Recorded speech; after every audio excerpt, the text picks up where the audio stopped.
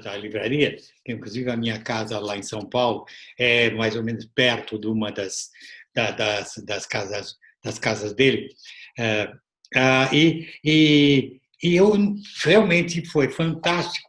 E eu estava com vontade, inclusive, nessa que você estava convidado, que seria 2020.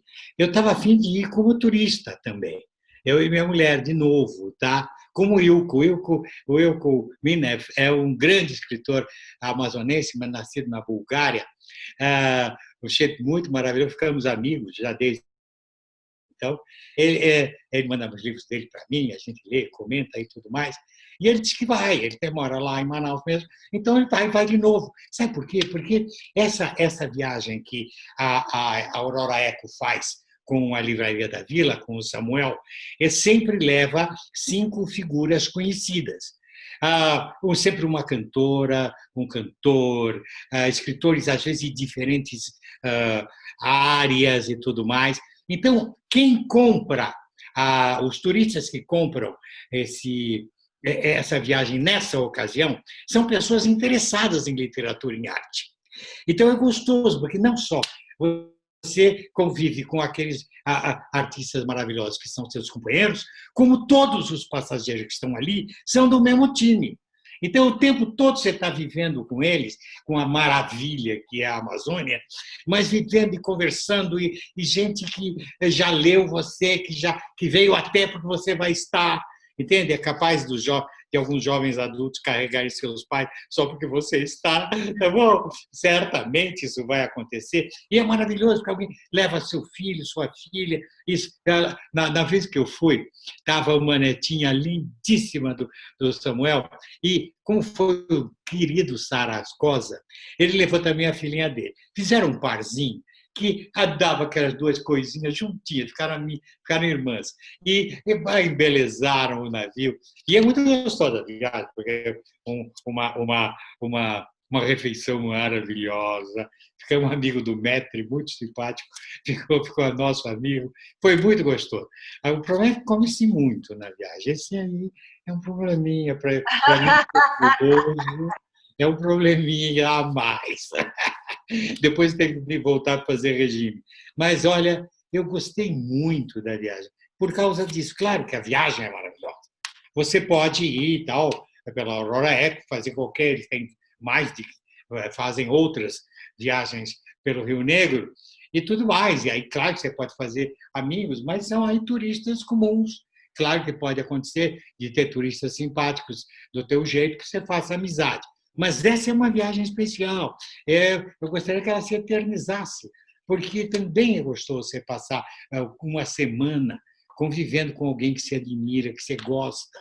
Não é? Por isso que eu queria ir, porque eu gosto muito de você. Então, eu queria ir porque você Legal. vai. Né? Então, eu adoraria ler tudo que você. Depois eu conto como é que eu te li tudo. Foi. Foi uma coisa muito maluca. Mas, olha, depois eu falo da natureza, mas agora eu vou falar para você dessa convivência. É muito gostoso, toda noite dois artistas se encontram no palco e um faz entrevista o outro, já prepara, já sabe que vai entrevistar o outro.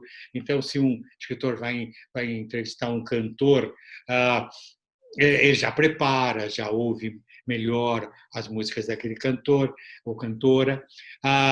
Às vezes é um escritor de adultos entrevistando um escritor de crianças e vice-versa. Então, a coisa fica bastante quente. Mas depois, você sai, vai jantar e está com eles de novo. Tá? E está com intelectuais que também foram fazer viagem e que te conhecem, que vêm te perguntar coisas. Então, você fica vivendo sempre alegre lá, porque fica uma grande amizade. Quem foi porque gosta de nós. Tá? Porque gosta de nós. E nós, que é o nosso público, mas também são pessoas de alto nível. Lá eu conheci o Wilco, e também eu tinha um russo muito bacana, ficou ensinando russo para a gente. A gente se beijava aquele russo. Foi muito divertido. Quase são 7 dias de um carnaval intelectual, sabe? Muito gostoso. E lá eu tive sorte.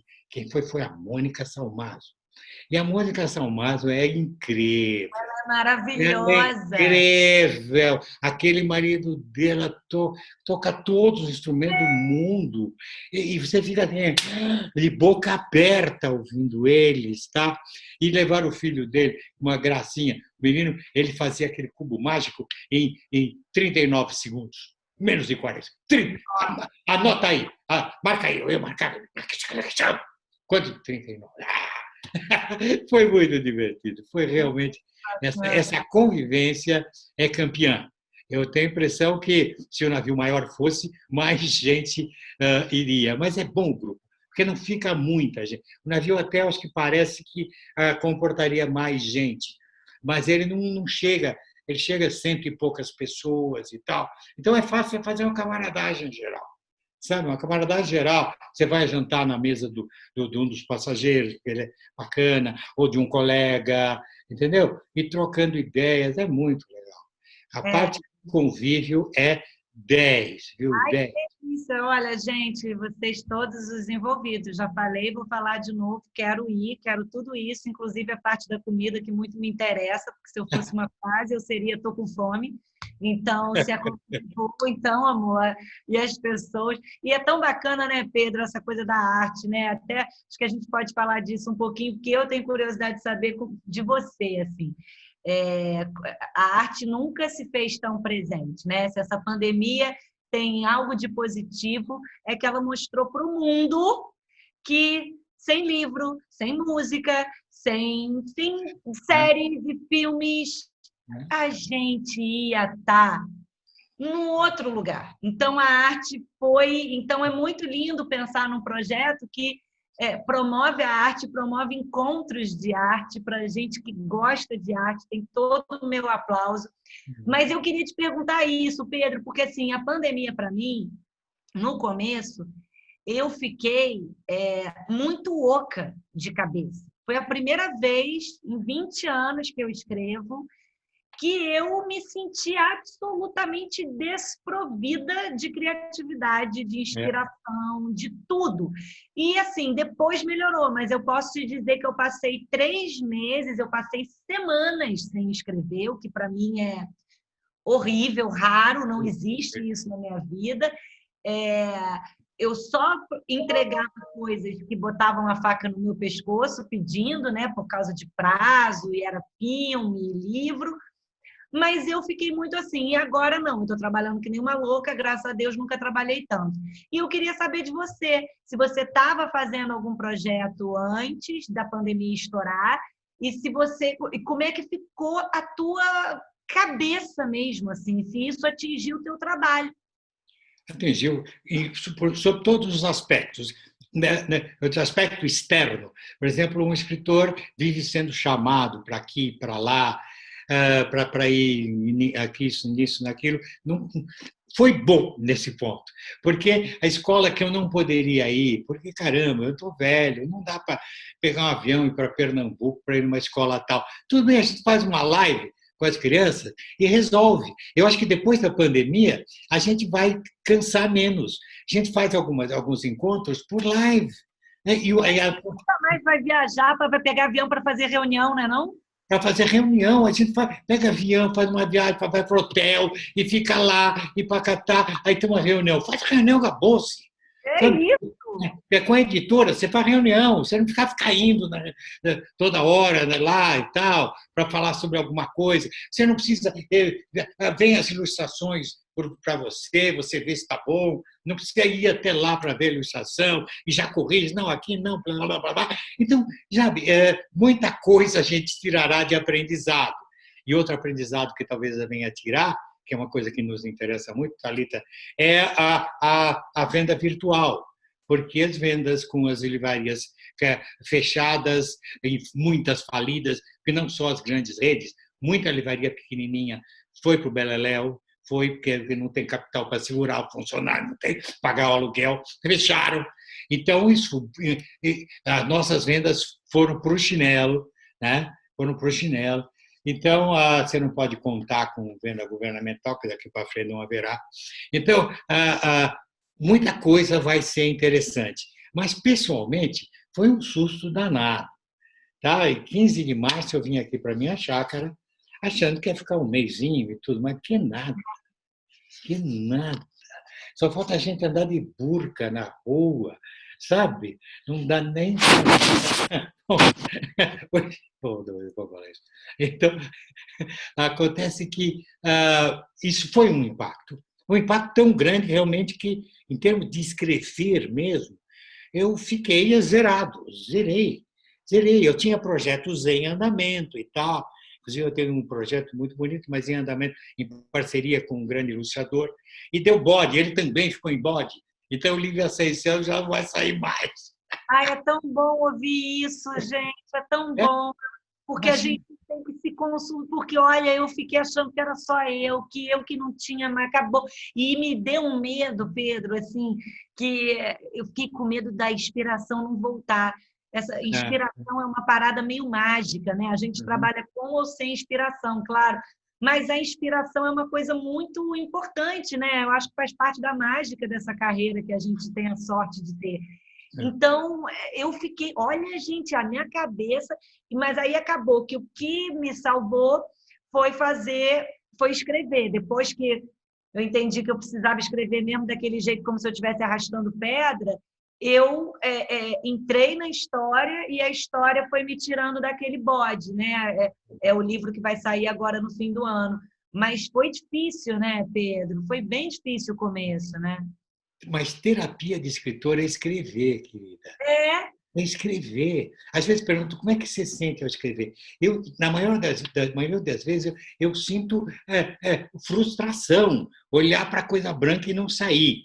Agora, quando começa a engrenar e começa a arrepiar a espinha, e vai, olha, gente, se compara a quê? Ao orgasmo, não tem outra coisa.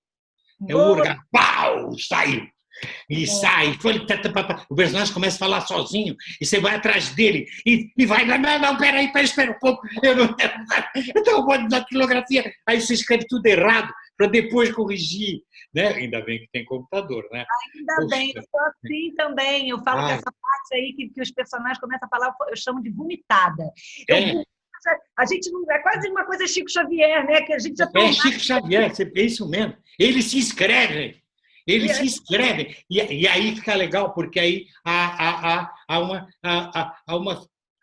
uma lógica no personagem. Ele tem a própria lógica, por isso que vai saindo. Eu não preciso imaginar a lógica daquele personagem. Ele vai um fio, e a coisa vai. Agora, quando não vai, é tão chato. Ai, que desespero que dá! Nossa! Bom, claro, a gente tem outros trabalhos, né? O escritor tem um grande trabalho de ser escritor, além de escrever, né? E é importante o nosso público, você não pode abandonar, você pode falar, não tem que dar um jeito de falar com ele. Tem uma secretaria que ia fazer uma feira, então não faz, aí vem uma live bonita com todo mundo vendo e tal, e fazendo pergunta, e você não pode dizer não, você não pode dizer não. Tá? Eu não quero dizer não. Esse é o momento, porque sabe, Thalys, você falou de buscar inspiração. A nossa inspiração vem, tá bom, dos filmes que você vê, dos livros que você lê, mas do convívio. Não é? O convívio social. A observação, né, Pedro? Você andar na rua e olhar e ver certa coisa acontecer, tá? Então, e aquilo de repente dá uma ideia que não tem muito com aquilo, mas e pronto. E, sabe, não, ou então melhora uma ideia que você já tinha. Então, sem o convívio, eu fiquei assustado. Sem conviver, puxa vida, como eu faço? Sem conviver, a nossa função é botar o ser humano, as emoções do ser humano no papel. Porque eu vou contar uma coisa que você sabe, mas o nosso público não sei se notou. Eu e você, eu sinto que eu e você somos os dois elos muito ligados da mesma corrente. Tá? Da mesma corrente. Quando o leitor está me abandonando, ele está entrando em você.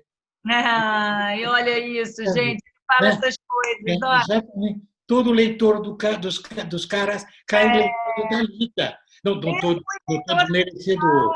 Eu amo os caras. Nossa, mas... Esse cara sabe meu nome, gente. Esse cara me leu.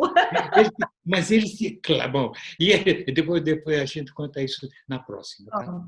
Porque eu acho que vamos reservar essa para a próxima. Mas realmente, e a Thalita veio num momento muito, porque houve uma grande revolução editorial a partir dos anos 70, quando começou a tal da adoção e de literatura em escolas, como auxílio do ensino de língua portuguesa, e aí surgiu a dona Edi Lima, a dona Ruth Rocha, Ana Maria, Ziraldo, e tá, foi, aí surgiu e tal. Só que, então, essas crianças, e era sempre o Fundamental 1 e o Fundamental 2, e um pouquinho para a creche. Então, mas se essa criança ia crescia e tal, de repente ele saía do 9º ano, e agora?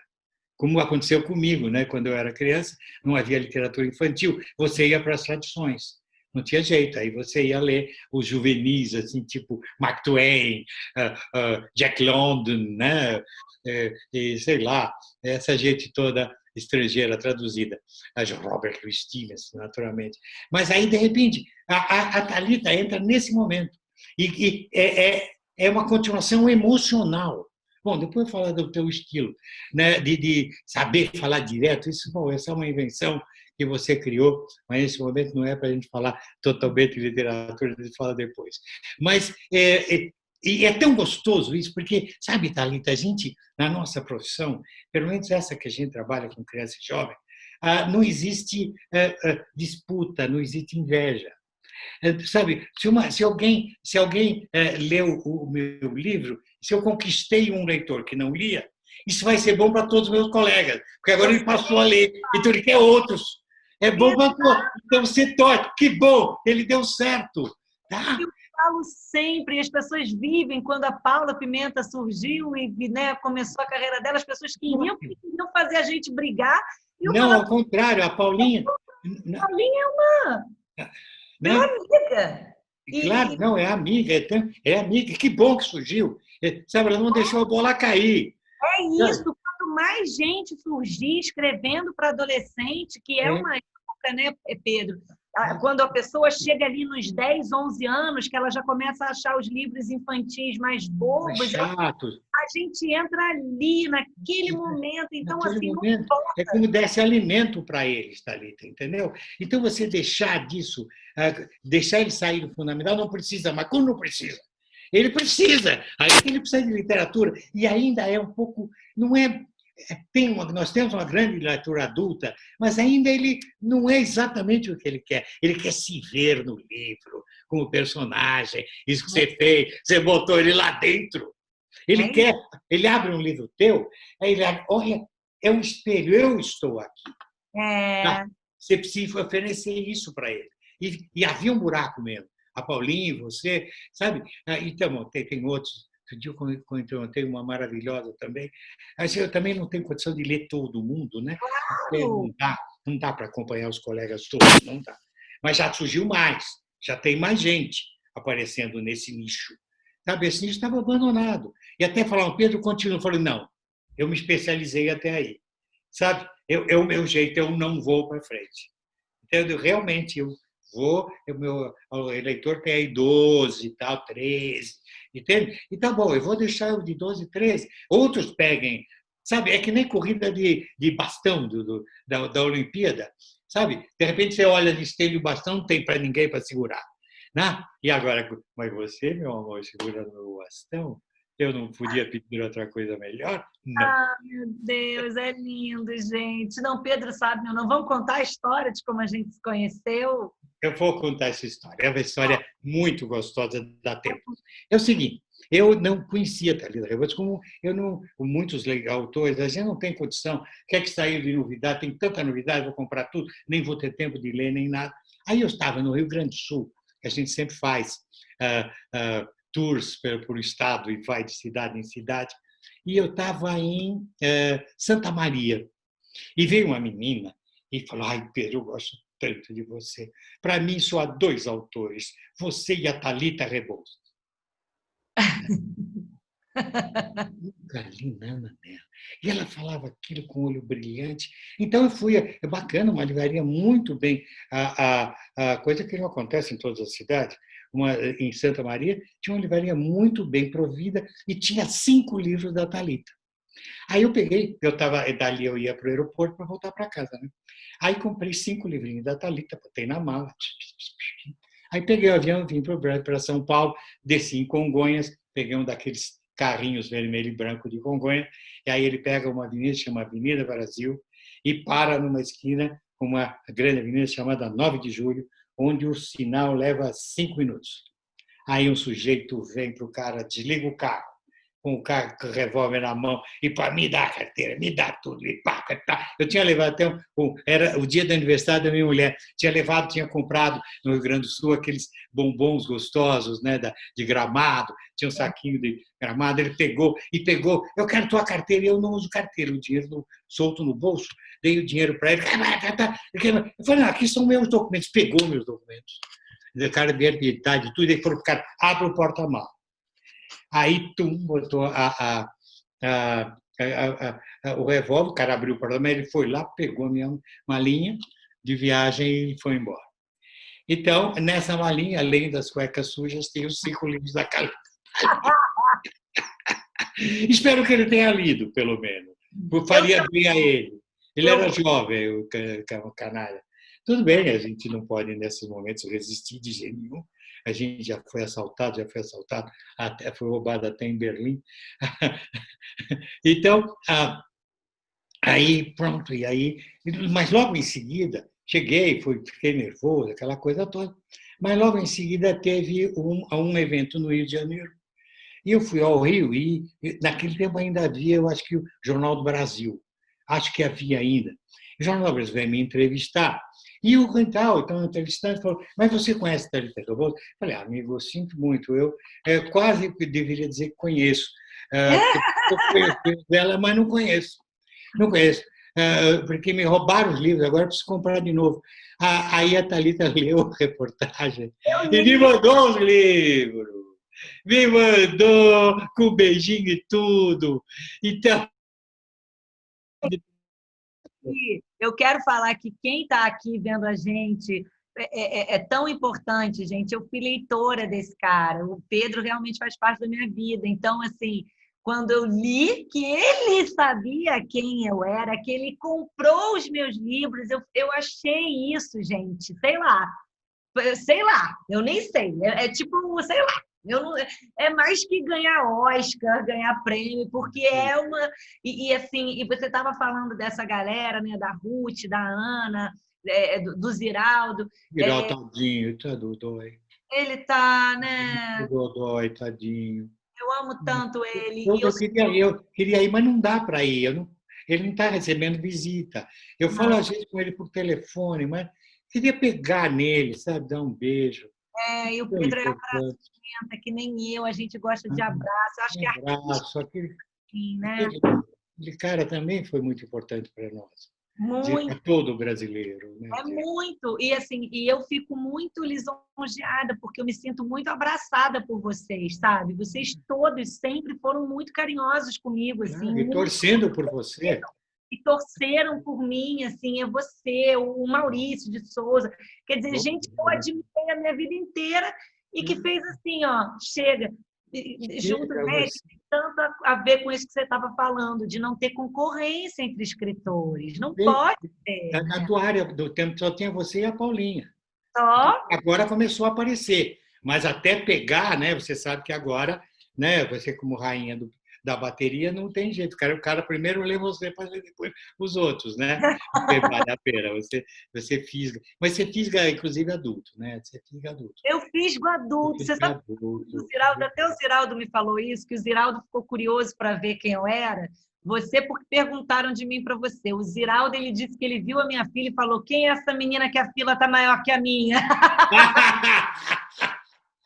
Aí ele foi, se interessou, comprou meus livros e ele disse que ele acordou com a Márcia, que é a mulher dele, rindo de tanto que ela ria de falar sério amor. Eu falei, gente, ó, adulto rindo de mim. E aí ele falou que leu e falou, olha, é boa mesmo essa diaba, daquele jeito dele. Mas, uma vez, vou te contar uma história. A feira da, da Fenelige, né, que tem aquela feira e tal, me marcam uma coisa num lugar, e a minha palestra começava 15 minutos depois de duas palestras, uma da Thalita e outra do Ziraldo. Não tinha público para mim. Aparece. Então, em vez de dar a palestra, eu fiquei assistindo. Só que eu estava tanta multidão que eu tinha que ficar lá só para ver, tá ali e tal. O Ziraldo é fila. E pronto, eu acabei indo para a feira para ser plateia, porque me puseram. Não, como é que eu vou competir com esses dois meus dois amores tão grandes, como Ziraldo e Thalita, né? É tão gostoso. A nossa área é gostosa, não é, Tatá? Nossa, Pedro, você sabe que durante a pandemia eu tenho pensado muito nisso, né? Eu tô comemorando 20 anos de carreira esse ano. E é uma coisa, pensar, foi o que eu falei aqui no começo, né? É um dom, eu acho, que a gente veio com esse dom. Eu, pelo menos, não tenho artista na família, não tenho escritor na família, eu fui a única ovelha negra. E é uma coisa que eu fiquei tão orgulhosa, assim, sabe? Quando eu olhei para trás durante a pandemia, naqueles momentos que eu estava mais para baixo, eu pensava, nossa, olha que bacana o que eu construí, olha que bacana cada mensagem que chega de saber que um livro meu está fazendo companhia para alguém neste momento em que a gente está É vulnerável, verdade. cheio de incertezas. Você não se sentiu especial por estar Não é, fazendo? Eu não me é, senti não especial, é. apreciada, porque E nessa idade eles releem. Eles pra cá, releem. Eles pegam os 5 livrinhos da Thalita que ele tem e ele relê tudo de novo, porque, sabe? é isso. Ele nem pode ir na livraria, porque tem um problema no Brasil. O e-commerce é muito restrito, não é todo mundo que tem condição, boa internet, computador e tal. Então, é pouca gente. Então, sabe, eles nos releem. E é verdade, lembra quando você era adolescente, 10, 12 anos? Você relia muitos livros que você gostava. Muito, muito. Muito, né? E você também deve, óbvio que você autografa, você ama autografar livro já quase morto de tanto Morto, ler? Então, morto, tanto ler estragado. sim, Tá? As bibliotecárias dizem, mas os livros teus estão despencando, e eu tenho poucos. Você vai na escola, eles têm 2 exemplares de tal livro do Fala Sério. E aí, mas tem 20 meninas querendo ler aqueles 2 exemplares. Então, a quem levou não devolve, e elas brigam, devolve. Então, é muito incrível isso acontecer. muito incrível, é muito incrível. A gente tem um grande privilégio de viver de arte nesse país. Então, essa pandemia fez isso para mim. Agora, Pedro, olha só, estão aqui já perguntando para a gente tem umas perguntinhas, e é uma pergunta aqui que eu adorei. Porque eu acho que é uma curiosidade bem constante assim dos leitores. Pedro, quais etapas o senhor faz para escrever? Escreve no caderno, depois passa para o computador, etc.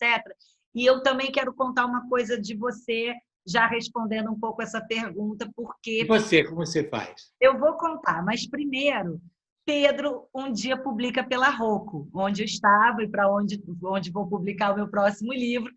Pedro, qual é aquele livro lindo que você fez para a Rocco, com aquela capa linda, cheia de chamas? Zé de Chamas era o. Como é que chama o livro? Eu esqueci. Eu Tá bom. esqueci. Ah, mas era um livro muito maneiro que eu li.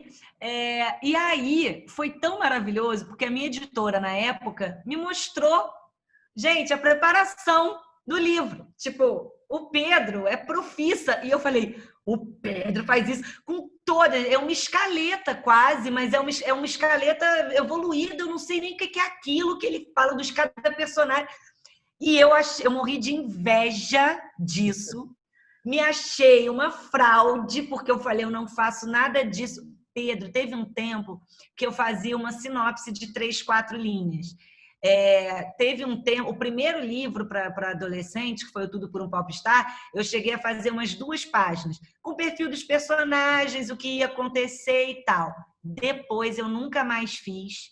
eu nunca sei. Eu sei exatamente aonde eu quero chegar, o que vai acontecer no caminho, eu tenho uma vaga ideia e vou escrevendo. Este é o meu processo. Agora, conta do seu, porque é uma delícia. Não, às vezes, se você tem uma boa ideia, com poucos meio fixada no personagem central, sem grandes eventos, você pode realmente mergulhar como você mergulhou. Tá? Eu sei, tem uma estação aqui no ponto A que vai chegar no ponto B. Então você sabe qual é o trilho que vai levar de um lado ao outro. Agora, quando você tem desvios e que vai voltar, esse vai entrar aqui, depois vai cruzar, aí você precisa da escaleta. Por exemplo, eu me lembro de um livro que é o Droga de Americana, com os caras. Então, estão 5 personagens. Eles são 5 heróis, é um herói só dividido em 5. Cada um tem uma especialidade. Né? Então, eles se separam, cada um tem uma tarefa para chegar a. Então, eu tive que fazer a escaleta, porque enquanto o personagem A está fazendo tal coisa, eu tenho que saber, nesse tempo, o que o personagem B, C, D e E está fazendo. Eu não posso deixar eles sentados. Aham, claro. Entende? Por cortes, eu tenho que mostrar isso. Aí eu tenho que fazer, como a história se passava em 12 horas, a história se passa em 12 horas até o seu desfecho, tem uma preparação, ocorre o conflito e ele é resolvido 12 horas depois. Então, esses meninos estão brigando, estão lutando nesse momento. Eu tinha que fazer uma escaleta de horário. Então, aqui, 15 minutos para cá, 20 para cá, eu tinha que fazer uma grande escaleta. Mas não é sempre que isso acontece. Não é sempre, não é assim. Quando você tem uma narrativa, veja, se for um filme, você que trabalha muito com cinema e já faz roteiro para cinema, se você tiver que fazer uma narrativa longa, que acontece, depois, mas se você tiver, é um dia, assim, nem o Horas de Desespero, que é com o Humphrey Bogart e o Gregory Peck, se não me engano, sim, Gregory Peck e tal, ele se trabalha só no momento, no ataque do barco e tal. Então aí você não precisa de uma escaleta, você está os dois ali, vamos que vamos, vai escrevendo e tudo mais. Mas se você tem separado e tal, aí você precisa. Mas depende da coisa, depende do momento. Depende, né? Cada um. E você sempre foi assim? Você é autodidata? Olha, eu já perguntando, gente. Tem outras perguntas Sim, na. de um certo modo, sim, porque eu comecei como jornalista na vida.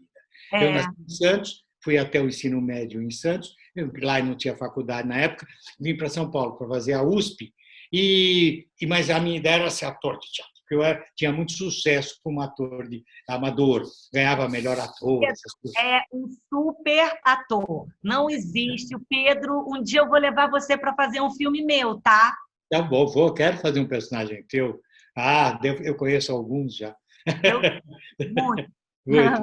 Mas aí, mas o teatro difícil e tudo, você começa a ganhar muito pouco e tudo mais. E eu então peguei fui trabalhar na Última Hora, sucursal de São Paulo, eu trabalhava lá no turno da manhã. Então você podia ensaiar à tarde e fazer o espetáculo à noite, numa boa, tá? Mas aí o salário era muito baixo em teatro e tal, e o jornalismo foi ganhando. Foi ganhando. Não era grande coisa, mas vinha no fim do mês. Então, pronto, ganhou, virei jornalista e fui deixando o teatro. Eu só não deixei totalmente, porque na época ganhava-se um bom dinheiro como modelo de comercial de TV.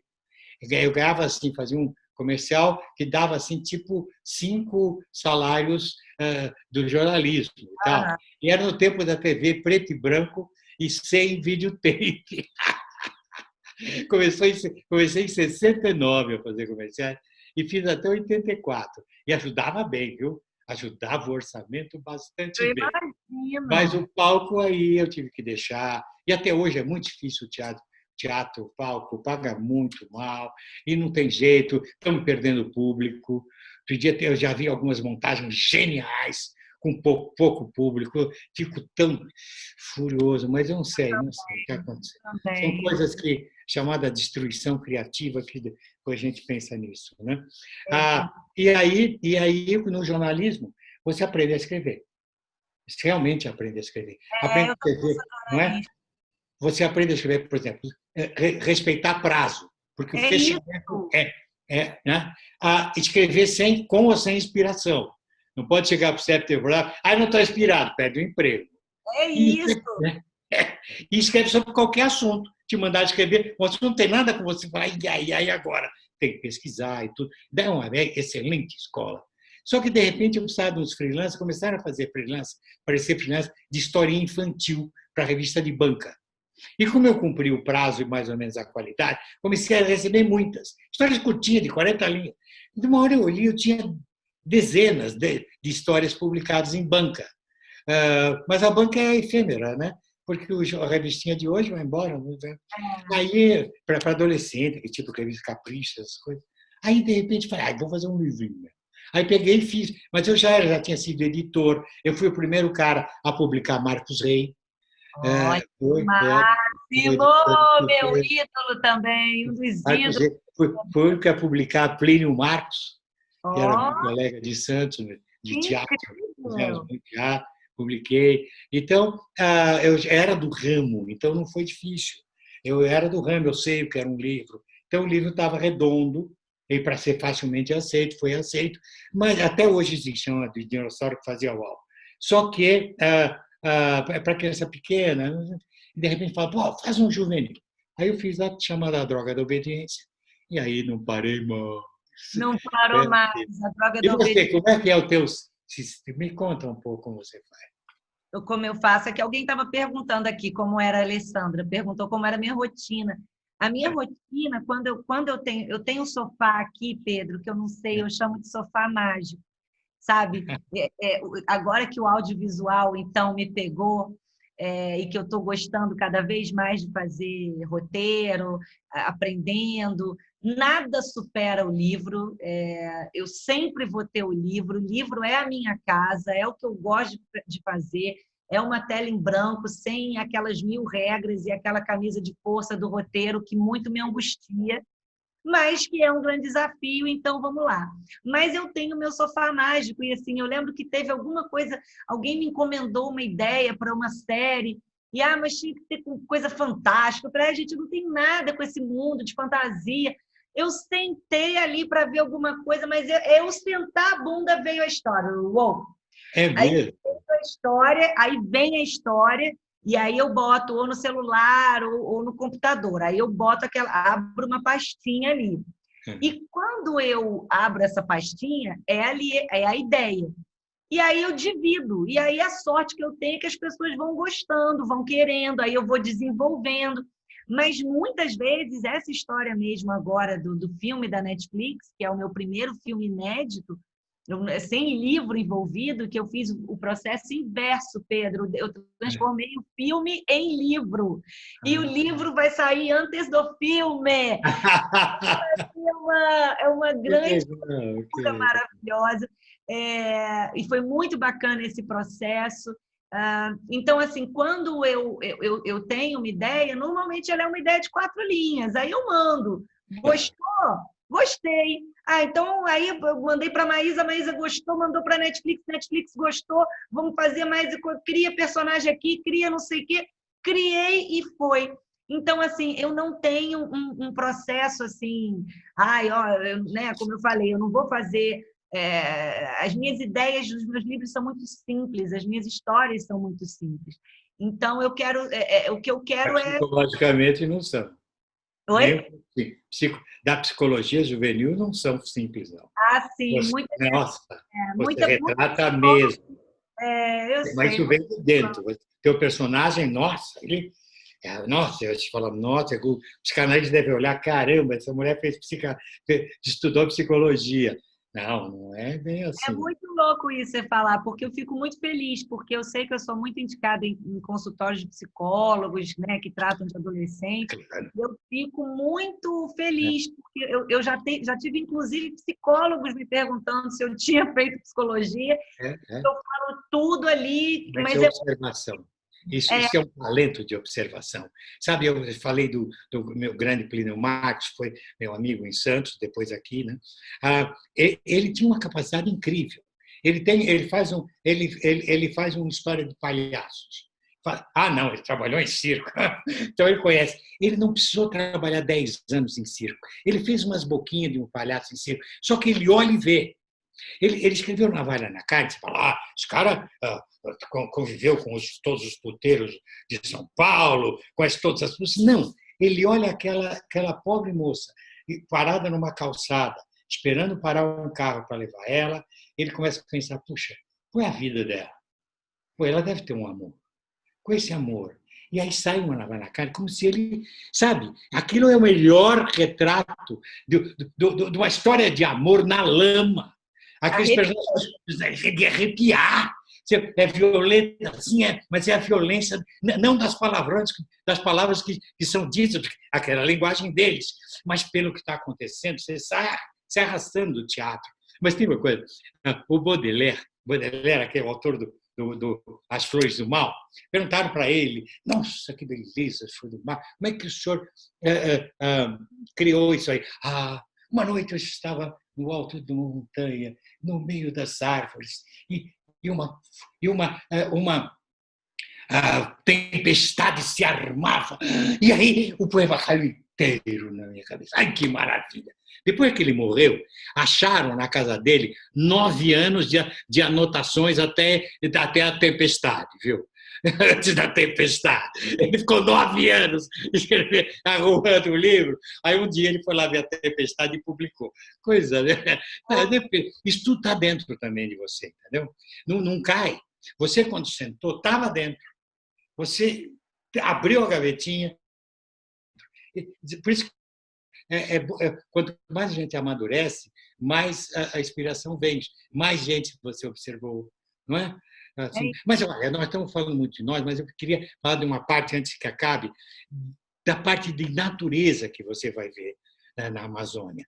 Eu acho que aquela vez quando eu fui, eu pensei, caramba, na hora quando eu vou viajar, eu vou de novo para Paris? Não, peraí, eu não vou agora. Vou para Viena, né? Sabe, por que não vai ver a nossa Amazônia, gente? Aquilo é de embasbacar. E você fica no navio e toda manhã você entra num barquinho lá embaixo e é levado para um tour com guias muito bons que vão te explicando e te levam por aqueles igarapés e você entra naquele meio e vê os animais. São os animaizinhos, né? Mas você vê, você entra na água para brincar, você pode abraçar a boto cor-de-rosa, porque eles são que nem gatinho. Eles vêm, porque estão acostumados a ganhar peixinho, né? E eles vêm e passam por você. É um animal enorme. É tão lindo. Então você tem que caramba, esse é o meu país. Esse é o meu país e eu vou para Paris para tirar férias. Caramba, por que eu não vim aí? Eu já conheci um pouco a Amazônia, que é aquelas feiras transamazônicas de literatura, que já aconteceu. Aí você vai a Manaus, quando você conhece o Teatro de Manaus, aí vai ver o Encontro das Águas ali e tal, né? Como é aqueles peixes maravilhosos, né? Nossa, deliciosos, que é demais. Mas aí você seguiu o Rio Negro, tá? O Encontro das Águas é fichinha perto de tudo que você vai ver. Tudo que você vai conviver, todo o cheiro que você vai sentir. Você vai arrepiar, era isso aqui. Imagina quando os portugueses chegaram aqui, os espanhóis, eles viviam naquelas cidades amontoados, fedidos, eles sem banheiro, jogando tudo pela janela, o que eles fazem pela janela. Aquela gente não tomava banho nunca. E, de repente, ele entra em Canoas para conquistar, ele vê aquilo, ele acha que ele morreu e foi para o céu. Porque é uma coisa demais, é demais. Sabe? A impressão olfativa, visual, sonora, e depois de paladar, só depois volta para o navio e vai para o restaurante do navio. Você volta, toma o banho e vai almoçar. Mas é uma coisa inesquecível. Você não consegue pensar em outra coisa, a não ser que talvez porque eu não estive aqui antes. Sabe? Realmente, olha, você vai adorar. Vou adorar. Eu vou adorar. Eu tenho certeza. Agora, vem cá, deixa eu te fazer uma pergunta antes, porque é minha, gente, mas eu acho que tem muita gente aqui que vai porque muita gente fala isso comigo. Você teve, em algum momento, a síndrome do impostor? Vão descobrir que eu não sou nada disso, que todo mundo acha que eu sou. Quando você começou a vender, quando você começou a ter fila, leitores apaixonados, e você bateu em algum momento alguma dúvida sobre você? Você teve um momento de síndrome do impostor? Olha, eu só me emociono até hoje. Quando vem uma criança pequena e senta no teu colo. Isso é de verdade. Isso é de verdade, tá? De verdadeiramente você fez um bem para essa criança. Mas ela não imagina o bem que ela está fazendo para você quando ela senta É, no colo. Porque esse é o prêmio Nobel que você pode receber, é, tá? Entendeu? O prêmio Nobel, eu não preciso não, senta aqui. Entende? Aquilo é as cartinhas que a gente... Antes a é, gente recebia muita carta, agora o correio não tem mais correio, agora é só e-mail. Mas eles sim, não sabem direito o nosso e-mail, então eu recebo muito menos e-mail do que eu recebia no tempo de carta, que era só mandar aham. carta para a editora, né? Vinham sacos de carta, então eu respondia todas. Eu respondia todas, todas, todas. Eu tinha até umas cartas eh, cartas padrão já impressas, dobrava, punha lá e tal, porque quando as cartas eram muito simplinhas, né? Mas você recebia tanto carinho, tanto que, olha, você deve ter leitores amigos que já têm 20 anos de carreira, que são teus amigos até hoje. Claro. Então, que tinham 15 anos, têm 35 agora, É e isso são teus amigos, aí. entendeu? E ainda, viraram filhos e filhas. E É. eu recebo foto do casamento deles, foto dos filhinhos, tá? E aí os filhinhos crescendo, tá? Aí, quando eles vão com os filhos, né, nas nossas Os tardes de filhos, almoço, coisa tão linda, tá? muito. Aí eu tenho aí no Rio, eu tenho umas filhotas que já são, eu acho que deve ter já tá até a tua idade. Mas minhas filhas casou bem para boca, um menino maravilhoso, a Cristiane, e teve 2 filhos que são meus netos do coração. E Ah, são netos, eu me preocupo. Sabe, a Julinha foi fazer balé no municipal. Eu fico pensando, mas será que ela está se dando bem? Será que ela vai ser bailarina profissional ah, mesmo?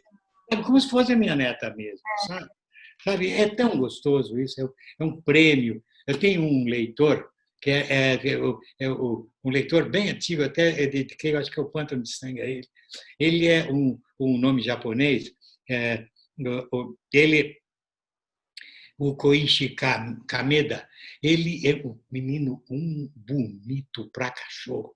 É um cara, menino, parece o Rock Hudson, garoto, sabe? Tão bonito. E ele é um gênio. E eu sei que ele foi estudar nos Estados Unidos. E eu não tenho mais notícias dele. Claro que não vão deixar ele embora. Ele é tão inteligente e tão bonito que vão ficar lá. Ele não vai ficar lá. Mas ele precisa me escrever para dizer o que está acontecendo. Porque você fica, né? A ligação passa a ser. Olha, eu agradeço essa profissão que caiu na minha mão. Se eu continuar só como jornalista, eu estaria aposentado agora, com uma aposentadoria desse tamaninho, sem saber o que fazer. Sem saber o que fazer. E é, talvez com dificuldades, como muito colega meu, está em dificuldade, está velho e com dificuldade. Eu não. Eu vou, até o último dia da minha vida, eu vou estar escrevendo alguma coisa e isso vou estar respondendo, sabe, fazendo uma live, é encontrando, isso. encontrando você, lendo o teu próximo lançamento. Ai, Ah, que... vai ser Não, gente, ó, já tem gente aqui falando de você no meu filme. Quer? Gente, calma. Vou calma, lançar o Pedro calma. cinematográfico para o mundo. Eu vou fazer o papai da Thalita. Ai, não, sabe por que que eu perguntei da síndrome do impostor? Porque teve uma época ali que, quando começou a dar certo, eu falei, ih, caraca, vão descobrir que eu não sou nada disso. Vão ver que eu não... Ih, que gente louca! Eu entrei numa, e muita gente fala isso para mim, e que se a gente não luta com isso, porque é uma coisa que é muito normal, né? A gente não acreditar na gente, a gente se boicotar de vez em quando, mesmo eu que sou otimista, poliana, é, olha, foi difícil o começo, mas é isso aí. Aí, quando você vê a resposta que o teu trabalho tem, o impacto que o nosso trabalho tem na vida das pessoas, as pessoas aqui O perguntando, leitor te convenceu de você mesma. é Você isso, descobriu quem você era graças ao teu leitor, ao é isso, amor do teu leitor. Que amor que eles dão para nós, não é, é tá? amor, é amor. É amor, é amor. É um negócio de emocionar. E é de emocionar mesmo, assim. Eu já fiz um evento com você, você então que está aí há tanto tempo, né? É muito lindo fazer evento com você, porque é sempre o carinho que você tem com os leitores, assim, eu acho parecido com o que eu tenho também. A gente Você gosta de também, perfeito. estar, de Nossa. olhar, de abraçar. Claro. Só que se é Covid, você não pode abraçar as pessoas. Como é que eu e você não abraçar a pessoa? Nós não existimos, Não Anitta. pode, a gente, como é que fazem isso com a gente? A gente O meu leitor, eu pego aperto bastante, meu leitor. Tá? E se é menino, eu beijo também. é isso. É, A gente tem pronto. uma coisa realmente muito. É um privilégio que a gente tem de viver de arte e ainda ter esse amor, que eu acho que um escritor que escreve para adulto, eu sempre falo que adulto é. Seu livro é muito bom, parabéns. E que adolescente é, cara, meu livro é muito maravilhoso. Posso te dar um beijo? Beijo, agarra e beijo. Claro que se eu encontrasse aqui o Baudelaire, eu queria dar um beijo nele, mas eu ia falar, seu Baudelaire, gostei muito do seu poema. Não é porque a gente não. Né? Ah, não, criança não, jovem não. Ele vem e chora, e você chora junto, e tá. É tão gostoso. Exatamente. Ó, Pedro, a gente tem que encerrar daqui a pouquinho. Eu vou fazer uma pergunta aqui da Maíra Gomes. Que quanto tempo para escrever um livro como A Marca de uma Lágrima e Fala Sério, Mãe? Diga lá, Pedro. Olha, A Marca de uma Lágrima, bom, essa. Eu adorava uma peça de teatro chamada Cyrano de Bergerac. Eu achava que um dia ia fazer o Cyrano. E aí eu resolvi escrever o Cyrano para adolescentes, porque o Cyrano é escrito em versos alexandrinos, em francês, é difícil de ler e tal, e difícil de montar, né? Mas é uma história muito bonita, o sujeito que escreve carta para sua amada, para o seu rival entregar e tal. Mas aí transformei o Cyrano numa adolescente, e aí foi muito gostoso, porque eu tive que entrar na alma de uma adolescente, neurótica, apaixonada, doida de pedra, né? Tímida, mas um geninho por dentro que não consegue explodir. E ela faz poesia. Eu tinha que fazer poesia, não como eu faria, mas como uma adolescente maluca de 14 anos faria. Foi um trabalho tão lindo, mas esse livro não demorou, não. Eu conhecia tanto o Cyrano, tinha lido tantas vezes o Cyrano, em português, até em francês, que eu resolvi, que estava dentro de mim. Tá? Então, foi fácil, não foi difícil. Esse aí demorou, sei lá, 4 meses para fazer o livro. O meu Fala Sério também. O Fala Sério, Mãe, é tipo isso, uns 5, 6 meses que eu levo, na verdade, em média. Quanto você levou no Fala Sério, Mãe? Foi isso, uns de 4 a 6 meses, por aí. Ele veio muito prontinho na minha cabeça, enfim. Mas ele é muito verdade, né? O Fala Sério, Mãe. Eu falo assim, você falou por você, mas você falou pela menina de hoje, que é a menina de amanhã e a menina de anteontem. São iguais, porque a emoção é a mesma. Tá? Até eu, como menino velho, eu entrei perfeitamente naquilo. Sabe? Bom, depois um dia a gente vai conversar sobre o teu estilo. Eu gostar sobre o estilo que você inventou, é teu. Esse é teu. Hoje, gente, alguém está filmando essa live para eu ter essa frase guardada? Pedro me fala cada coisa que eu acredito. Olha, eu te amo tanto. E, infelizmente, a gente vai ter que terminar, porque são 8 horas agora. Mas foi um prazer, eu amei, Pedro, eu te amo, obrigada. Você faz parte da minha história, da história de tanta gente. Vou me emocionar. Hoje, se eu escrevo, tem muito porque a Thalita lá, pirralhinha, lia você e queria fazer aquilo que você fazia. Então, é uma honra você saber quem eu sou e ter tanto carinho por mim. Te amo e obrigada, tá? Gente, dá um jeitinho de fazer a viagenzinha, porque cara, deve ser cara, mas vai que vale a pena. Vem com a gente, eu e Pedro. Já estou falando para o Samuel te chamar de novo. Vamos para lá. Vai lá. Você vai pegar a Thalita, você vê que ela é de verdade. Você acha que ela é de mentira? Não é, é de verdade. Uma coisa das maiores, melhores verdades, mais bonitas verdades do Brasil. Ai, meu Deus. Um beijo. Te amo. Beijo, gente. Obrigada pela companhia, pelas perguntas e pelo carinho. Beijo, beijo. Beijo. Tchau.